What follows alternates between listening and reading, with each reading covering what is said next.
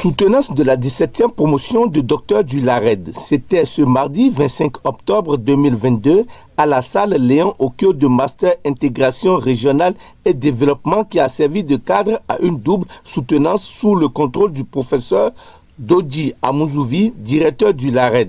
De l'informel à la clandestinité, et pourtant ils disent qu'Adjegoulin est détruit. C'est le sujet de thèse de Calice Demesser Boza Zanou. Monsieur le président du jury, monsieur les membres du jury, le sujet qui fait l'objet de cette soutenance est intitulé « De l'informel à la clandestinité ». Et pourtant, ils disent qu'Adjegoulin est détruit. Il existe au Bénin un secteur informel de vente de médicaments appelé médicaments de rue. Et à côté, nous avons des officines de pharmacie.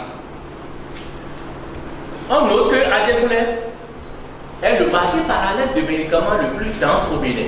Pour les professionnels de la pharmacie, la persistance de la situation constitue une injustice vis-à-vis d'eux qui s'acquittent de leurs devoirs fiscaux. Ce qui amène le pouvoir public à mettre en œuvre des politiques de lutte contre le marché informel de médicaments. Depuis février 2019, des répressions engagées ont conduit à la saisie de 250 tonnes de produits pharmaceutiques et à leur destruction, puis à la sanction des auteurs.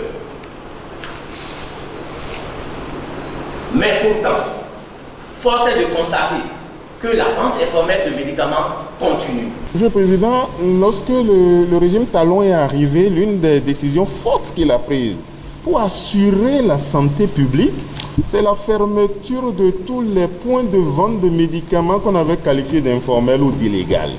Et M. Zanou ayant déjà fait ses travaux de DEA sur la question à peu près, les médicaments informels, j'ai dit, mais tiens, continue cette affaire, on va observer tous ensemble. Et la durée que la thèse a prise, 6 ans au lieu de 3, se justifie aussi par cela, parce qu'on tenait à voir dans le temps comment ça va s'exprimer. 3 ans sont passés, les résultats n'étaient pas encore solides, n'étaient pas encore empiriquement satisfaisants pour nous. On a ajouté quelques années en plus, ce qui, entre autres, justifie le temps mis pour qu'on puisse déceler qu'en réalité, l'ordre n'est pas respecté. Ils disent qu'ils sont d'Agbovi, socio-histoire d'une communauté religieuse au sud Bénin. C'est le sujet de thèse du second lauréat Florentin Bessan-Kokou. Nous avons émis 3 hypothèses spécifiques en lien avec 3 objectifs spécifiques. La première, nous avons estimé que le contexte politico-religieux justifie la naissance de la très sainte Église de Jésus-Christ.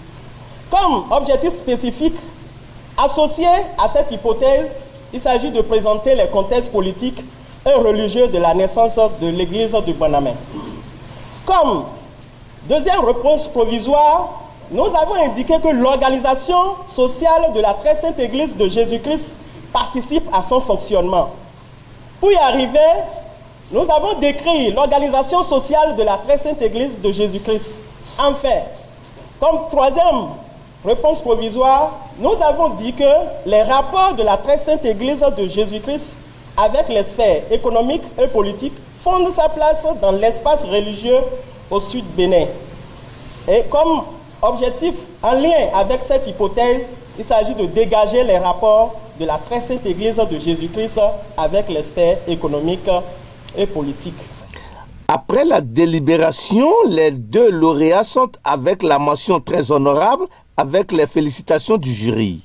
Une réjouissance qui marque la fin de la première journée de la soutenance.